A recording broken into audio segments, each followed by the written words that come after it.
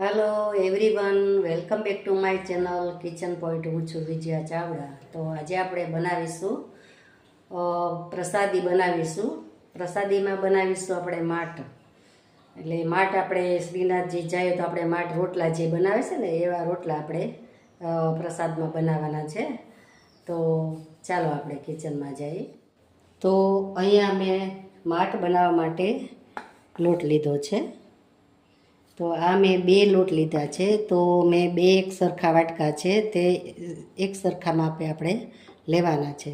તો આ છે આપણે મેંદાનો લોટ છે તે મેં એક વાટકો લીધો છે.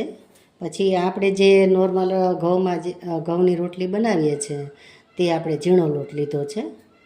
તો સૌપ્રથમ આપણે લઈશું એક કથરોટ લઈ લેશું અને તેમાં આપણે લોટને ચારી લેશું. તો લોટ આપણો બધો ચરાઈ ગયો છે. તો એને આપણે મિક્સ કરી લેશું. ઘઉં અને આપણે મેંદાનો લોટ લીધો છે તો બે આપણે કોમ્બિનેશન કરશું તો એનું રિઝલ્ટ સારું આવશે.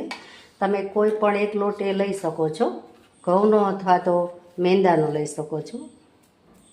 તો ગમે તે તમને જે ફાવે તે લઈ શકો છો. તો હવે આપણે આમાં મોણ આપીશું. મોણ આપણે જોઈતા પ્રમાણમાં લઈ લઈશું. તો અહીંયા મેં 3 પાવડા તેલ લીધું છે. હવે જો આપણે જરૂર પડશે તો લઈશું, નહીંતર નહીં લઈએ. પહેલાં લોટને આપણે જોઈ લેવાનો છે થોડુંક મોણ નાખીને. તો આપણે અહીંયા મોણ દેવાઈ ગયું છે. હવે મોણનું પ્રમાણ કેટલું રાખવું તે તમને હું કહું છું કે જો આ મોણ આપણે દેવાઈ ગયું છે. આમાં મોણની જરૂર થોડીક વધારે પડે છે. તો બહુ વધારે નહીં નાખવાનું, બહુ ઓછું નહીં, કારણ કે આજે આપણે મુઠ્ઠી વળી જાય એટલું મોણ આપણે લેવાનું છે. તો મોણ અપાઈ ગયું છે. તો હવે આપણે લોટ બાંધીશું. કઠણ લોટ બાંધવાનો છે, ઢીલો લોટ નથી બાંધવાનો. થોડું થોડું પાણી લેતું જવાનું અને લોટ બાંધતો જવાનો. તો એની કન્સિસ્ટન્સી આપણે જેવી જોઈએ એવી આવી જાય છે. તો આપણો લોટ અહીંયા બંધાઈ ગયો છે અને લોટને એકદમ કઠણ રાખવાનો છે. આપણે ભાખરી જે બનાવીએ છીએ તેવો લોટ આપણે રાખવાનો છે. તો તમે જોઈ શકો છો આપણો લોટ ભાખરી જેવો જો બંધાણો છે. તો હવે એને સહેજ ટીપી લઈશું લોટને, અને પછી હવે આને આપણે ઢાંકી દઈશું. એક બાઉલ ઢાંકી દઈશું અને આને રેસ્ટ આપવાનો છે આપણે અડધી કલાક જેવો. પછી તમને હું માટ વણીશું ત્યારે તમને કહીશ કે શું આપણે આમાં કરવાનું છે તે. તો આપણો લોટ કૂણો સરસ થઈ ગયો છે. તો મેં અહીંયા અડધી કલાકનો રેસ્ટ આપેલો છે. તો હવે સહેજ એને આપણે થોડોક કૂણવી લેશું, પછી આપણે વણીશું. તો તમે જોઈ શકો છો લોટ આપણો સરસ થઈ ગયો છે. હવે આપણે એક પાટલી લેશું અને અહીંયા મેં તેલ પણ ગરમ કરવા મૂકી દીધું છે. તો આપણે તેલ જ્યાં સુધી ગરમ થઈ જાય ત્યાં સુધીમાં આપણે રોટલો વણી લેશું. તો આપણે એક લુવો લઈ લેશું અને આ રીતે લુવો કરી અને વણી લેશું. તો હવે આને આપણે વણીશું. તો આ રીતે આપણે વણતા જઈશું અને ફેરવતા જઈશું.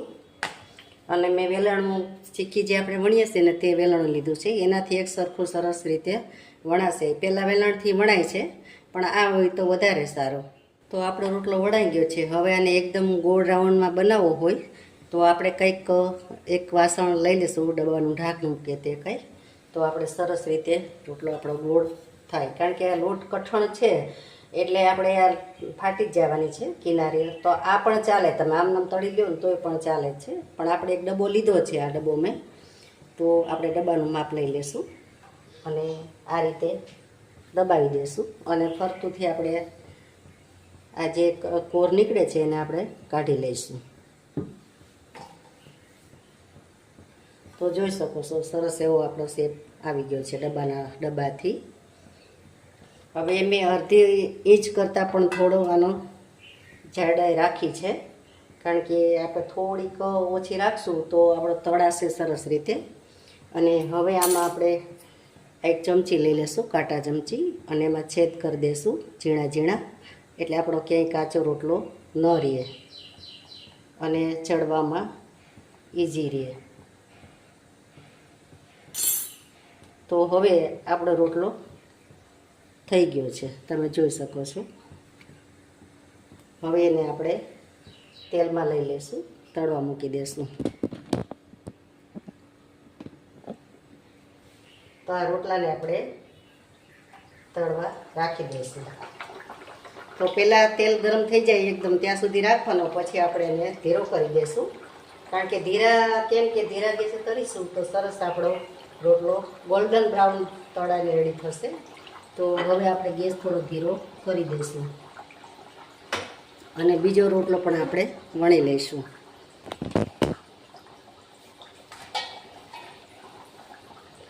અને તમે જે મોણ નાખો તે તમે ઘીનું પણ ચાલે ને તેલનું પણ ચાલે. ઘી ન ખાતા હોય તો નકરા તેલનું પણ મોણ ચાલે. મેં તેલનું જ મોણ દહીં અને રોટલો બનાવ્યો છે.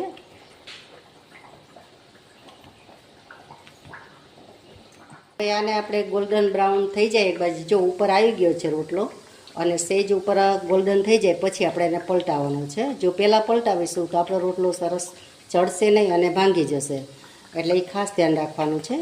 તો હવે ઉપર આવી ગયો છે, પણ આપણે હજી આને 2 સેકન્ડ રહી અને પછી આપણે પલટાવીશું.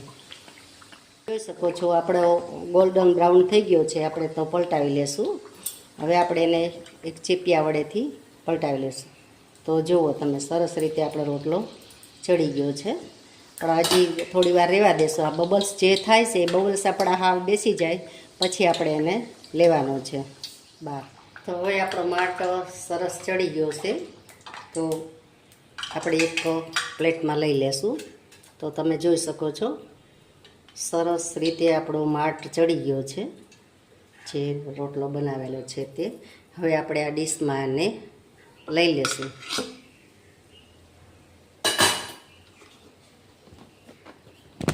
તો તમે જોઈ શકો છો આપણો માટ સરસ રીતે બન્યો છે અને પડવાળો બનેલો છે.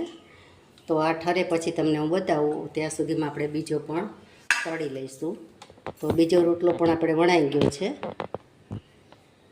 તો આપણે ફ્રાય કરવા મૂકી દઈશું.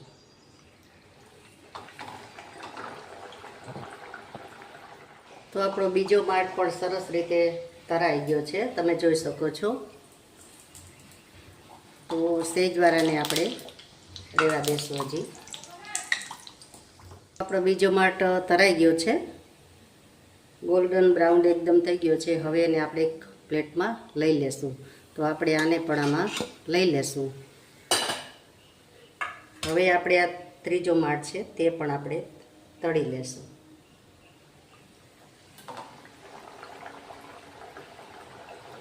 તો જો તમે શરૂઆતમાં બબલ એકદમ આપણે નીકળે છે, બબલ્સ બેસી જાય પછી સમજી લેવાનું કે, અને રોટલો આપણો ઉપર આવી જશે પછી જ આપણે એને પલટાવવાનું. ત્યાં સુધી એને નહીં પલટાવવાનું, આમનામ રહેવા દેવાનું, નહીંતર તમારે ભાંગી જશે. જો પલટાવવાની કોશિશ કરીશું તો એ ભાંગવાની પણ આપણે પેલી બીક રહેશે. એટલે એકદમ ઉપર આવી જાય રોટલો પછી આપણે એને પલટાવવાનો, ત્યાં સુધી એને ચડવા દેવાનો. તો આ રોટલો તમને બતાવી દઈશ કે જ્યારે ઉપર આવશે ત્યારે આપણે પલટાવીશું. તમે જોઈ શકો છો આપણો રોટલો ઉપર આવી ગયો છે તળાઈને. હવે એને આપણે પલટાવીશું. તો આ રીતે હવે એને પલટાવી દેવાનો છે. હવે ધીરે ગેસે એને એકદમ ગોલ્ડન બ્રાઉન થાય ત્યાં સુધી હવે રહેવા દઈશું. આ તો આપણે એને પલટાવી દીધો છે એટલે બીજી સાઈડે આપણે સરસ ચડી જાય. આપણે બીજી સાઈડ ચાસણી પણ કરવા મૂકી દઈશું. તો મેં 500 ગ્રામ ખાંડ લીધી છે, તો આપણે એમાં પાણી લઈ લઈશું.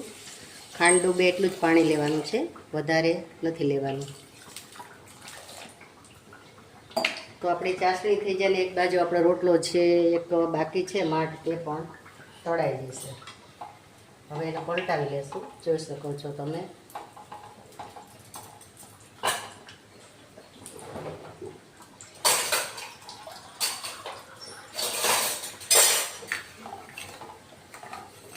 હવે એને ચાસણી આપણે 2 થી 3 તારની લેવાની રહેશે. તો આપણી ચાસણી થવા આવી છે અને આપણી ચાસણી કઈ રીતે ચેક કરવી તે પણ હું તમને બતાવું છું. કારણ કે જો આપણે આ લઈએ હાથમાં અને પછી આ રીતે જોવાની ચાસણીને, પણ આપણે હજી એક જ તાર થાય છે. આમાં 3 તારની ચાસણી આપણે લેવાની છે. મીન્સ કે આપણી કે ચાસણી છે તે પાછી ખાંડ થઈ જાય તેવી આપણે એને કડક કરવાની છે. અને આપણે ચાસણી કડક થઈ જાય ત્યાં સુધીમાં આપણે આ ડીશ છે તો ડીશને આપણે ગ્રીસ કરી લેશું. કારણ કે આપણે જે આ રોટલા છે આપણા માઠ તે આપણે આમાં મૂકવા માટે ચીપકી ન જાય એટલે આપણે તેલથી આપણે ચીકણી કરી લેશું બધી ડીશું. તો જેટલી ડીશું છે તેટલી જ મેં, જેટલા આપણા રોટલા છે એટલી જ મેં ડીશું લીધી છે. તૈયાર છે, રેડી છે, તમે જોઈ શકો છો. હવે આ જેમ ઠરશે તેમ આપણે એકદમ ઠીક થઈ જશે. તો હવે આપણે ગેસ બંધ કરી દઈશું. તો આપણે ચાસણી ઘડીક વાર હલાવીશું એટલે એ જામવા મળશે અને એના ફોર્મમાં આવી જશે. તો આપણે જરીક વાર હલાવીશું.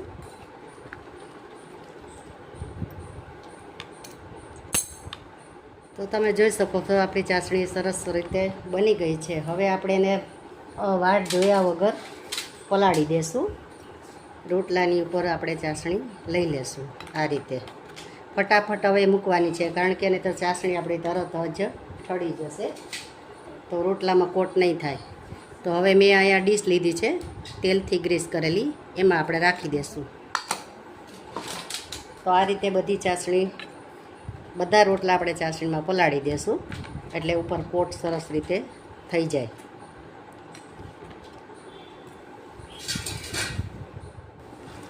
તો બધી આપણે ચાસણીમાં કોટ થઈ ગઈ છે પણ તોય થોડી થોડી આપણે ઉપર લઈ લેશું. આ રીતે આપણે બધાયમાં થોડી થોડી પાથરી દેશું ઉપર એટલે સરસ રીતે આપણી કોટ થઈ જાય.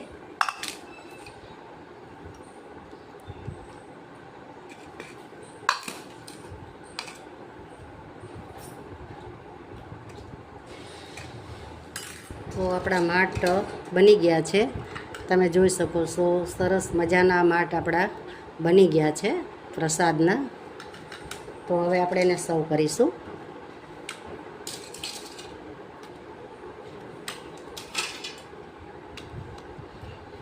તો આપણા માઠ બનીને રેડી છે.